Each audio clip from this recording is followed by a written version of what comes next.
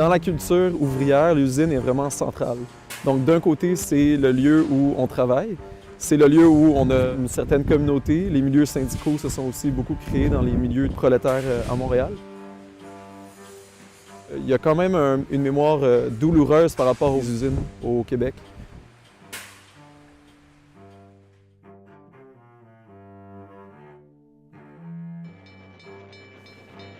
The square of St. Henry, pretty small little neighborhood, you know? Alors, les gens qui habitent là depuis très longtemps savent qu'ils sont à Pointe-Saint-Charles ou à Saint-Henri ou Petite-Bourgogne, mais les gens qui arrivent l'ignorent complètement. C'est trop ça, dans une ville comme Verdun. Verdun, c'est pas l'île des Heures et Verdun. Si les gens ne comprennent pas ça, ben on est foutu d'avance. Là, on prend une carte et puis il n'y a plus les frontières, parce qu'il y avait des petits traits avant qui délimitaient les quartiers, ils ne sont plus là. Ça fait que c'est difficile à expliquer parce qu'on ne s'en rappelle plus. Alors, ils habitent dans le sud-ouest, puis bon, ben, le sud-ouest, ça pourrait être le bout de l'île, hein? Le sud-ouest, c'est pas très intéressant comme nom pour un arrondissement.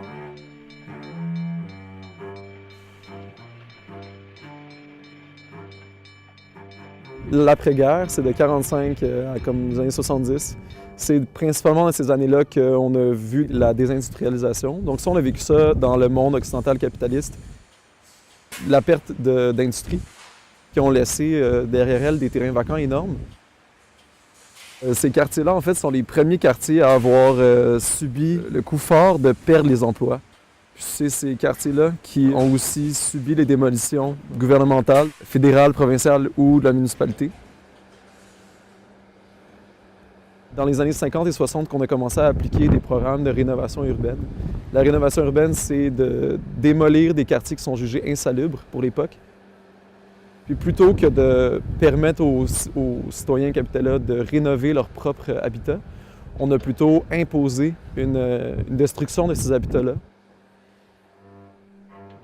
Griffintown, on a interdit aux gens de réparer leur maison. Ton volet tombé, là, tu ne pouvais pas le raccrocher comme il faut. Là. Tu ne pouvais pas, c'était interdit. On a démoli beaucoup de quartiers pour construire des nouveaux logements sociaux. Au début, ça a été un problème étant donné qu'il n'y avait pas de réseau. Les gens qui arrivaient là ne se connaissaient pas nécessairement les uns les autres, ils venaient de plusieurs communautés différentes. Maintenant, ça fait 30 ou 40 ans, bientôt 50 ans que ces logements-là existent. La vie de communauté est très forte ici. On le sent à Pointe-Saint-Charles, on le sent en Petite-Bourgogne, on le sent à Saint-Henri. Il y a une bonne connaissance du voisinage. Ils sont surtout très mobilisés dans leur quartier.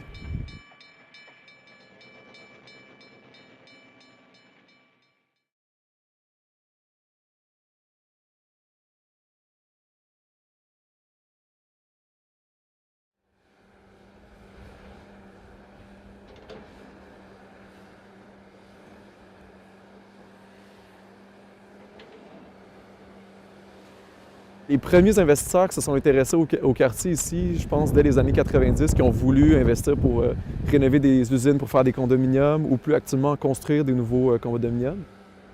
L'arrondissement a carrément ouvert les bras puis a dit bienvenue. Il y a beaucoup de ces terrains-là qui ont été dézonés, donc qui ont été changés de industriel à résidentiel.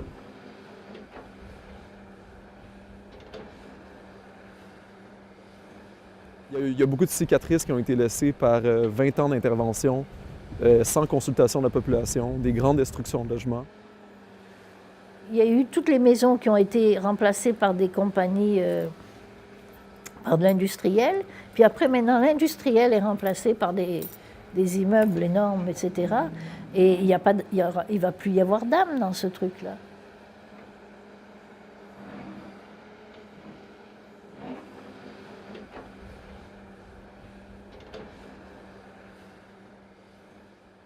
Le gros sujet qui préoccupe par rapport au canal, c'est la gentrification. La gentrification, c'est un terme qui vient de l'anglais. En fait, en français, c'est embourgeoisement. C'est l'augmentation des loyers parce qu'il y a une pression foncière.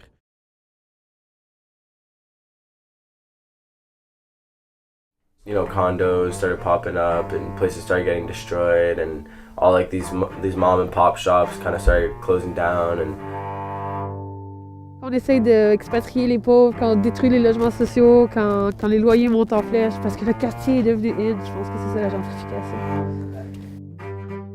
You know, this is interesting. Like a lot of people don't know this word. You know, a lot of people don't know what gentrification is. In St. Henry, everybody knows what gentrification is. Ask anyone. Yeah, it's a reality here. You know, in St. Henry, like it's just at the rate that it's happening at, and it's just crazy. You know. And they're like opening up these businesses that are not very beneficial to the community. One of them being a barber shop that charges like $40 for a haircut.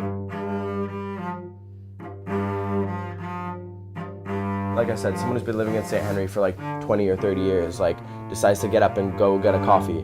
They have to walk 20 minutes just to find a place where they could buy a coffee for a normal price.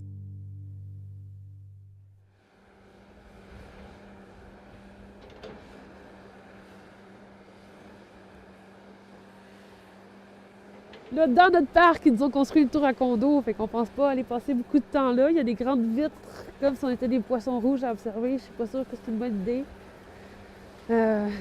Ouais. Je sais pas, avant on pouvait être un peu plus fou, un peu plus avoir la paix. Tu sais, on était dos à des usines qui n'utilisaient pas, fait qu'on était libre de faire ce qu'on voulait, on dérangeait pas personne. Là, dans les dernières années, on a des plaintes, on a des policiers qui arrivent, des gens qui trouvent qu'on fait trop de bruit, fait qu'il faut qu'on s'en aille tout le temps, puis on peut pas rester, on peut pas mettre de son dans les parcs comme on faisait. On avait des forêts où est-ce qu'on mettait du son, puis que là, ça a été juste rasé pour faire des trucs. On n'a plus d'espace nulle part où est-ce qu'on est libre de faire ce qui nous tente. C'est juste, ça n'existe plus, tout a été construit, tout a été changé.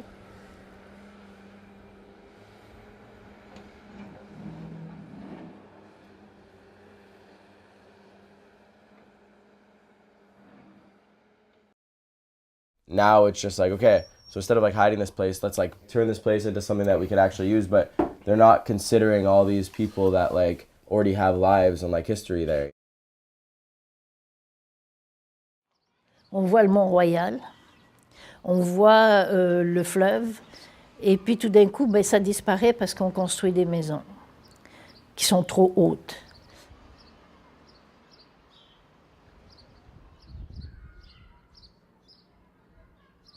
It's like industrial lofts in the middle of nowhere. It's nice, secluded, like you felt like you had your own place.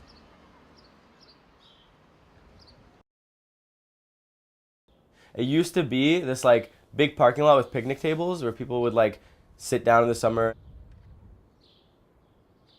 C'est triste. Moi, j'ai connu, quand je suis arrivée ici, c'était des champs. Puis c'est resté des années comme ça, en friche. Détruire nos parcs, détruire nos espaces, ça va pas rendre les gens bien. It was very like alive with like art and like passion, you know?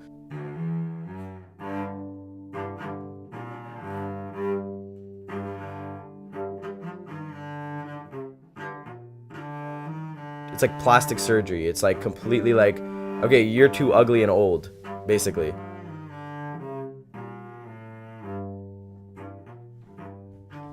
Quand, pour faire des choses qui sont belles, on détruit des choses qui sont vieilles. On a perdu énormément de lieux de production sur le bord du canal. Certains étaient déjà abandonnés, mais d'autres venaient de fermer, puis on leur a pas donné vraiment l'opportunité de se réinventer pour permettre d'autres activités de production. On va aider le promoteur à conserver sa façade, parce que derrière ça, on sait qu'il y a une pression économique. Oui, effectivement, on conserve les usines, mais en même temps, si ça reste une coquille vide, que c'est des résidences à l'intérieur, il faut se pencher sur la question, est-ce que réellement c'est ça qu'on veut faire de ces endroits-là?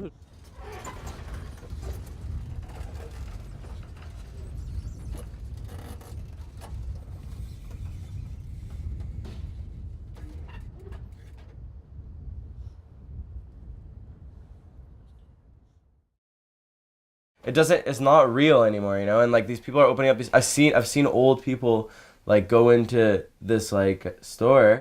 It's there for them to sell like designer vintage frames, like sunglasses frames. And like the decor, okay, is like walls of like books. okay? But you can't actually read or buy the books. They're just there for decoration, which I feel like is a great example. And just think about how absurd that idea seems to an old person or to someone who sees a wall of books. Like, how does that, it's just almost poetry, you know? It just does not make sense.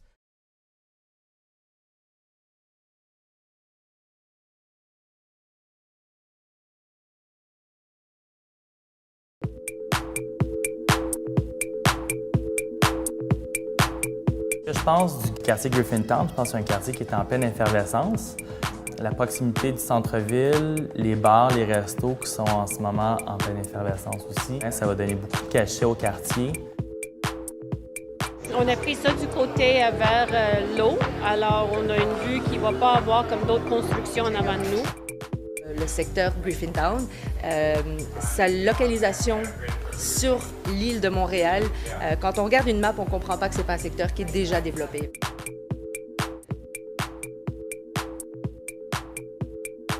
Pour le type de vie que moi j'ai, ça me convient parfaitement.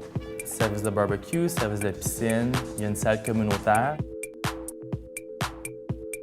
Gym, lounge, sauna sec, sauna humide, spa, terrasse. On a un parc privé de plus de 30 000 pieds carrés. Une épicerie, pharmacie, des banques. On a la Sol et Circuit de Griffintown aussi qui se trouve à même le projet ici. Des restaurants également.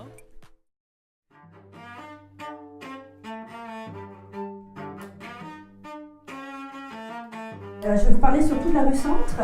Elle est discontinue, il y a beaucoup de bâtiments barricadés. Il manque de façon criante des services de commerce et de proximité. Le nombre de logements locatifs diminue et la part du logement social aussi, elle est en chute libre.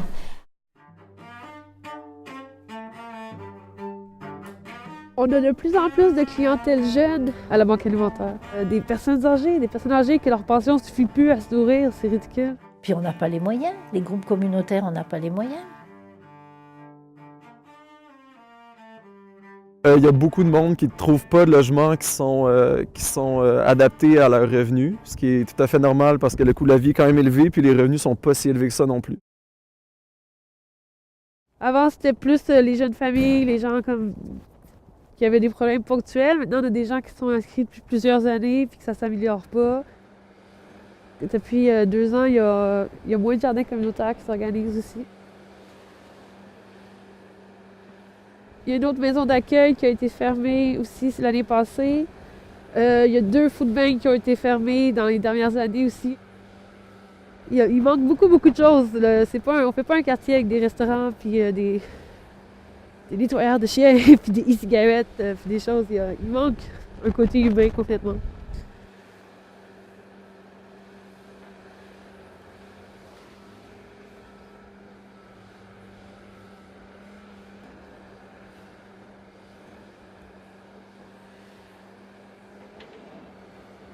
Hein, les Irlandais, là, il y en a eu beaucoup ici, puis ils se sont essaimés un peu partout.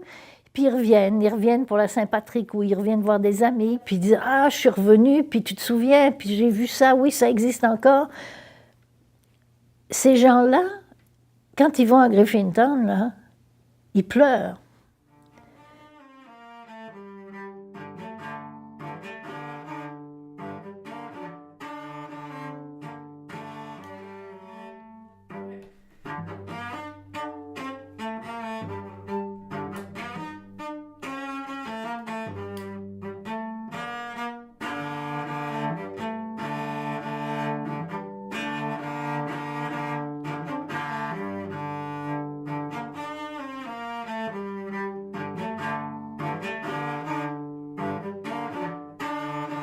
Mais le problème qu'on a, c'est que comme on se fait remplacer par des nouveaux qui ne sont pas au courant et que ça se fait très très vite, qui n'ont pas le temps d'apprendre et de s'acclimater, ben ces gens-là ne seront pas forcément avec nous. C'est un des inconvénients de la gentrification. We can't help but feel a sense of like selfishness going on there. It doesn't feel like it's to help people. It really doesn't. It doesn't feel like something that's there for us. It feels like it's something that's there for some dude who's better than us or more special than us or like has his own personal agenda. on est pris avec des gens qui viennent pour utiliser un peu le quartier comme dortoir. Et puis ils vont travailler, ils viennent ici, ils vont travailler, ils viennent ici. So it's kind of this weird sort of blend, and it doesn't feel balanced anymore. It doesn't feel equal. It doesn't feel fair. It feels like, oh, okay, so we're not really wanted here because we are not as rich as the next person, you know?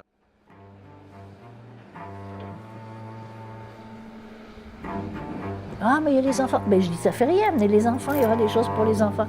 On va y penser. Ils n'ont pas encore compris que c'est leur quartier puis que c'est important qu'ils s'impliquent. Et ça, c'est difficile.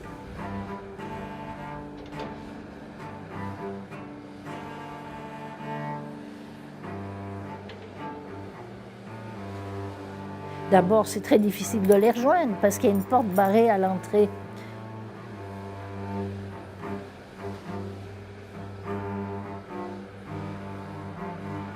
Ça fait que pour mettre des affiches puis mettre des choses dans leur boîte aux lettres, là, pas possible. Il faudrait l'envoyer par la poste, mais ça coûte cher.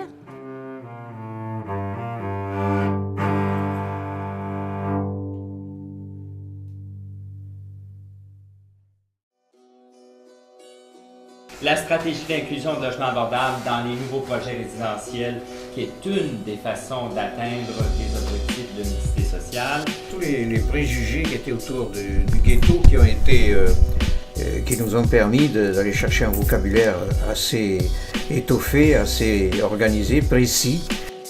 Le plan de lutte contre l'insalubrité et enfin le plan d'action en matière d'itinérance. Et surtout de bien déterminer ce qu'était ghetto et pourquoi le ghetto avait été adressé vers cette classe défavorisée, quoi. Mais on est obligé de se battre à chaque projet pour rapetisser, baisser. Actuellement, on a besoin d'autre chose. On a besoin de logements abordables pour des gens qui ne savent plus où aller. And only guys like this guy who for some reason has all this fucking money and could buy half of our neighborhood is going to step in and change our whole neighborhood.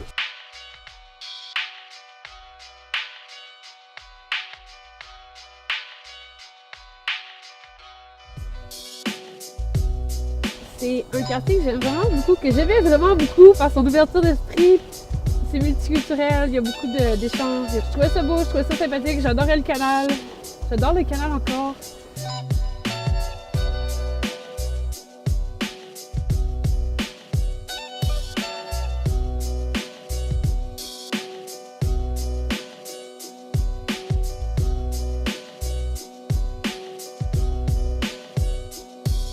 Anyways, point being, like, fast forward like 2 years from now, like, we're not living in our cute little house anymore, you know? The only issue here is the people of St. Henry's history being not erased but replaced, like, completely. Le gros débat souvent dans le milieu par rapport au patrimoine, c'est est-ce qu'on doit garder les choses ou les démolir? Si on garde tout, les villes deviennent comme des musées, il n'y a rien qu'on peut toucher. Puis si on démolit tout, ben on oublie qui on est, qui on a été, la mémoire collective d'une société, d'une communauté.